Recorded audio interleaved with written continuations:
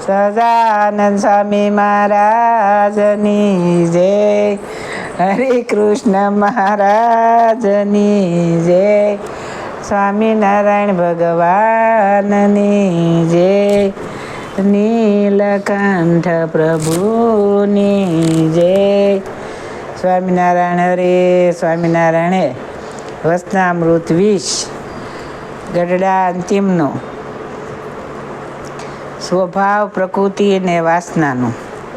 સંવત 1884ના શ્રાવણવદી અમાસને દિવસ રાત્રિને સમયે સ્વામી શ્રી સહજાનંદજી મહારાજ શ્રી ગઢડા મધ્યે દાદા ખાસરના દરબારમાં પોતાને ઉતારે બિરાજમાન હતા અને સર્વશ્રેષ્ઠ વસ્ત્ર ધારણ કર્યા હતા ને પોતાના મુખારવિંદની આગળ સાધુ તથા દેશ દેશના હરિભક્તની સભા ભરાઈને બેઠી હતી. પછી દીનાનાથ ભટ્ટે પ્રશ્ન પૂછ્યો છે, હે મહારાજ, કાળ તો ભગવાનની શક્તિ છે ને કર્મ તો જીવે કર્યા હોય તે છે, પણ સ્વભાવ તે વસ્તુ ગતિએ શું હશે? પછી શ્રીજી મહારાજ બોલ્યા છે, જીવે જે પૂર્વજન્મને વિશે કર્મ કર્યા છે તે કર્મ પરિપક્વ અવસ્થાને પામીને જીવ ભેળા એકરસ થઈ ગયા છે. જેમ લોઢાને વિશે અગ્નિ પ્રવેશ થઈ જાય તેમ પરિપક્વપણાને પામીને જીવ સાથે મળી રહ્યા એવા જે કર્મ તેને સ્વભાવ કહીએ અને તેને જ વાસના તથા પ્રકૃતિ કહીએ. પછી મુક્તાનંદ સ્વામીએ પ્રશ્ન પૂછ્યો છે, હે મહારાજ, જીવ સાથે એક રસપણાને પામી રહ્યા એવા જે કર્મ એને સ્વભાવ તથા વાસના કરીને કહો છો, એ વાસનાને ટાળ્યાનો શું ઉપાય છે? પછી શ્રીજી મહારાજ બોલ્યા છે, એ વાસના ટાળેનો ઉપાય તો આત્મનિષ્ઠાએ સહિત શ્રી કૃષ્ણ ભગવાનની ભક્તિ કરવી. એ જ ભાષે છે. અને જો આત્મનિષ્ઠા વિના એકલી જ શ્રી કૃષ્ણ ભગવાનની ભક્તિ હોય તો જે ભગવાનના યત કરે તેમ બીજા પદાર્થમાં પણ યત થઈ જાય. માટે આત્મનિષ્ઠા સહિત ભક્તિ કરવી એ જ વાસના ટાળાનો ઉપાય છે. અને આત્મનિષ્ઠાવાળાને પણ જો કોઈ ગુંડા દેશકાળાદિકને યોગ્ય કરીને અજ્ઞાનીની પેઠે જશોપ થઈ આવે પણ જાજી વાર ટકે નહીં. એથી વચનામૃત ગઢડા અંતિમનું 20 જે તે થયું. સહજાનંદ સ્વામી મહારાજની જય. વચનામૃત 21 સોનાના દોરાનું ધર્મમાં ભક્તિ સરખી ગૌરવતાનું.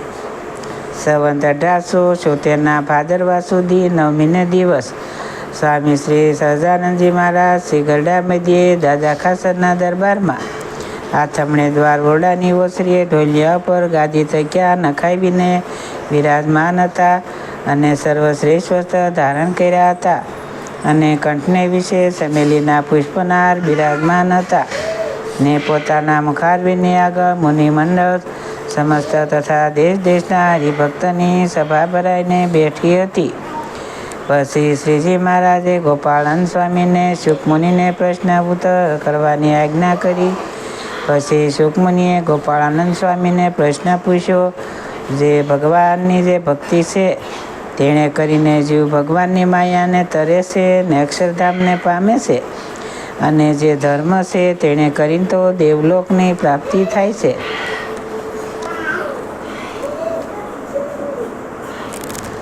ને પુણ્યને અતે પાછો દેવલોકમાંથી તે જીવ પડી જાય છે.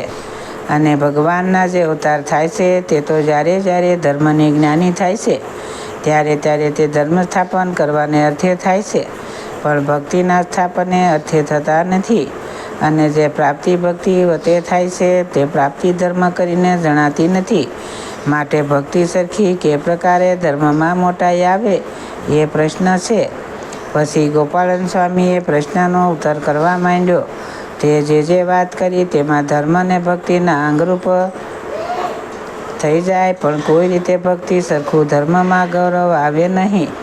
પછી એ વાર્તા સાંભળીને શ્રીજી મહારાજ અતિશય હસવા લાગ્યા. હવે આને એમ બોલ્યા છે, એ પ્રશ્નનો ઉત્તર ઘણો કઠણ છે, માટે લ્યો અમે એનો ઉત્તર કરીએ છીએ. એ ધર્મ તો 2 પ્રકારનો છે. એક નિવૃત્તિ ધર્મ છે ને બીજો પ્રવૃત્તિ ધર્મ છે. તે 2 પ્રકારનો ધર્મ તે ભગવાનના સંબંધે રહિત સહિત પણ છે. તે ભગવાનના સંબંધે રહિત પણ છે. તેમાં ભગવાનના સંબંધે રહિત જે ધર્મ છે તે તો નારદ સનકાદિક સુખદેવ ધ્રુવ પ્રહલાદ અંબરીશે આદિક જે ભક્તજન તેનો છે. અને ધર્મને જ ભાગવત ધર્મ કહે છે તથા એકાતિક ધર્મ કહે છે. ને તે ધર્મ અને ભક્તિ તો બે નથી, એક જ છે. અને જે ધર્મ સ્થાપનને અર્થે ભગવાનના અવતાર થાય છે તે પણ એ ધર્મના સ્થાપનને અર્થે થાય છે. અને જે કેવળ વર્ણાશ્રમના ધર્મ છે તે તો ભાગવત ધર્મ થકી અતિશય ગૌણ છે. અને ભાગવત ધર્મ કરીને તો જીવ જે તે ભગવાનની માયાને તરીને પુરુષોત્તમના ધામને પામે છે. માટે ભાગવત ધર્મ તે ભક્તિ એનું તો એક સરખું ગૌરવ છે અને પ્રાપ્તિ પણ એક સરખી જ છે. એવી રીતે ભક્તિની તે ધર્મની સરખી મોટાઈ છે. અને કેવળ જે વર્ણાશ્રમના થકો ધર્મ તે થકી અતિશય દુર્બળા છે. ને તેનું ફળ પણ નાશવંત છે. અને અમારો પણ મત એ છે જે ભગવાન તથા ભગવાનના એકાંતિક ભક્તને વિના કોઈ સંગાતે યત કરીએ તો પણ થતું નથી. અને અમને એમ જણાય છે જે જળભરત સુખદેવ દત્તાત્રેય ઋષભદેવ ભગવાન એના સરખો અમારા જીવનો ઢાળો છે. માટે અમને પણ વન પર્વત ને જંગલ એમાં જ રહેવું ગમે છે. પણ મોટા મોટા શહેર પાટણ હોય એમાં રહેવું ગમતું નથી. એવો અમારો સ્વભાવ છે. તો પણ ભગવાન તથા ભગવાનના ભક્તને અર્થે લાખો માણસના ભીડામાં રહીએ છીએ તો પણ અમારે જેવું વનમાં રહીએ ને નિર્ભર રહેવાય તેવું રહેવાય છે. અને અમે પોતાને સ્વાર્થે કરીને લાખો માણસમાં નથી રહેતા. અમે તો ભગવાન તથા ભગવાનના ભક્તને અર્થે માણસના ભીડામાં રહીએ છીએ.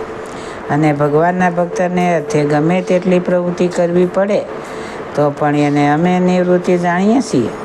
અને ભગવાનનો જે ભક્ત હોય ને તે ગમે તેટલા વાકમાં આવ્યો હોય તો પણ અમારે તેનો અવગુણ આવતો નથી. અમે તો એમ જાણીએ છીએ જે ભગવાનના ભક્તમાં જો કોઈક સ્વાભાવિક અલ્પ દોષ હોય તો પણ તે જોવા નહીં. અને એ દોષ જો પોતામાં હોય તો તેને ટાળવાનો ઉપાય કરવો. પણ ભગવાનના ભક્તમાં એ જાતનો દોષ હોય તો પણ એ હરિજનનો અવગુણ લેવો નહીં. અને હરિભક્તનો તો અવગુણ જ્યારે મોટા વર્તમાનમાં સૂકી જાય ત્યારે લેવો. ને બીજા અલ્પ દોષ હોય તે સારું ભગવાનના ભક્તનો અવગુણ લેવો નહીં. અને ભગવાનના ભક્ત હોય તેને વાદવિવાદ કરી જીતીને રાજી થવું નહીં. એ સાથે તો હારીને જ રાજી થવું. અને જે વાદ વિવાદ કરીને ભગવાનના ભક્તને જીતે છે તે તો પંચ મહાપાપના જે કરનારા તેથી પણ વધુ પાપી છે. અને અમારી આગળ જે કોઈ ભગવાનના ભક્તનું ઘસાતું બોલે તે તો અમને દીઠો જ ગમે નહીં. અને જે ભગવાનના ભક્તનો અવગુણ લેતો હોય તેના હાથનું તો અંજળ પણ ભાવે નહીં. અને દેહનો સંબંધી હોય પણ જો ભગવાનના ભક્તનો અવગુણ લેતો તે સાથે પણ અતિશય કુએ થઈ જાય. શા માટે જે આપણે તો આત્મા છીએ ને આપણે દેહને દેહના સંબંધી સાથે શા સારું હેત જોઈએ. આપણે તો સત્તારૂપી રહીને ભગવાન તથા ભગવાનના ભક્ત સંગાથે હેત કર્યું છે પણ દેહ બુદ્ધિએ કરીને હેત કર્યું નથી. ને જે સત્તારૂપ રહી નહીં શકે તેને તો કામ ક્રોધ લોભ મોહ મદ હંસરાદિક જે શત્રુ તે પીડ્યા વિના જ રહે નહીં. માટે જે આત્મસત્તારૂપ થઈને ભક્તિ નહીં કરતા હોય તેનું રૂપ તો આ સત્સંગમાં ઉગાડું થયા વિના રહે જ નહીં. શા માટે જે આ સત્સંગ છે તે તો અલૌકિક છે અને જેવો છે દીપ છે વૈકુંઠ ગોલોક તેને વિશે ભગવાનના પાર્ષદ છે. તે જેવા જ આ સર્વે સત્સંગી છે. અને અમે તો જેવા સર્વથી પર જે દિવ્ય અક્ષરધામ તેને વિશે ભગવાનના પાર્ષદ છે. તે જેવા જો આ સત્સંગી ન જાણતા હોઈએ તો અમને ભગવાન તથા ભગવાનના ભક્તના સમ છે.